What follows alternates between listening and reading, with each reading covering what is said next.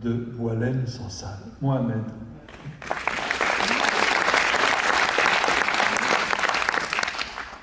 Merci, bonsoir.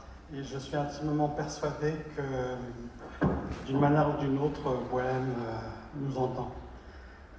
Avec toutes ces histoires, on allait oublier l'essentiel, c'est que Boualem est un écrivain.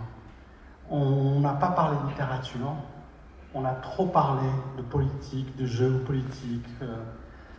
Et c'est pour ça que je voulais dire juste quelques petits mots sur le style Boualem Sansal. Pierre vient de le souligner, c'est un écrivain de langue française. Et il y a quelques écrivains de langue française en Algérie qui mêlent de manière extraordinaire la langue française et le lyrisme arabe, voire un certain onérisme, et qui donnent une poésie. C'est comme si les Mille et une nuits étaient écrites directement en français. Et le style Boualem, dès son premier roman, 1999, reçu donc par Gallimard et notamment Jean-Marie Laclaftine, c'était une prose vraiment, je crois que c'est Jean-Marie Laclaftine qui a parlé de torrent. C'est un style vertigineux et il a toujours prouvé que l'engagement n'empêche pas la littérature. Et un des mots, je l'ai interviewé à chaque fois qu'il a publié un de ses romans, et le dernier, Vivre, et il m'avait raconté, il m'a dit, je me suis mise à écrire comme on enfile une tenue de combat. Voilà, c'est la manière de dire de Boualem.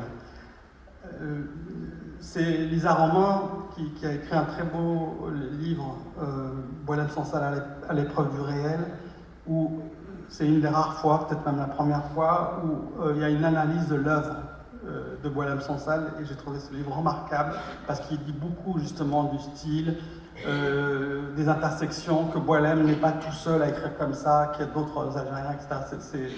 Et c'est un superbe livre. Et je crois que, si je me souviens bien de mémoire, Lisa Romain écrit « Ces livres sont chargés d'une valeur prophétique ». Il n'y a rien de mieux, et je suis vraiment infiniment désolé que Boualem ne soit pas là, parce que j'aurais voulu que ce soit sa voix qui parle, parce qu'on a parlé du caractère de Boualem, qui est un homme délicieux, toujours le sourire et beaucoup de joie.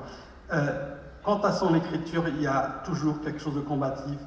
Première ligne du Sermon des barbares, 1999, je crois que c'était en août, et voilà ce que ça donne.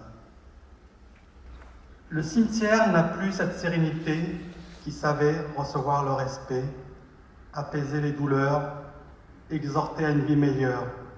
Il est une plaie béante, un charivari irrémédiable. On excave à la pelle mécanique, on enfourne à la chaîne, on s'agglutine à perte de vue. Les hommes meurent comme des mouches, la terre les gobe, rien n'a de sens. Ce jour-là, comme les jours précédents, on enterre de nouvelles victimes du terrorisme. Il sévit à grande échelle. Cette animosité n'a pas de nom, à vrai dire. C'est une guerre, si on veut, une fureur lointaine et proche à la fois. Une hérésie absurde et vicieuse qui s'invente au fur et à mesure des convictions et ses plans. Une monstruosité à l'avidité spectaculaire qui se délecte de l'innocent et boude les crapules. Ces acteurs, un peu tout le monde et personne dont on puisse dire c'est lui, c'est cet homme. Tous la subissent, s'en lamentent et la condamnent, mais aussi tous soutiennent qu'elle est loin d'avoir atteint ses buts, qu'il y a lieu de pousser les feux, et dans l'ardeur des gémissements, on profite pour exhorter à un dernier effort. Nous l'appellerions génocide, n'était le refus des acteurs. Voilà, merci. sais pas, il y a des séminaires en Algérie.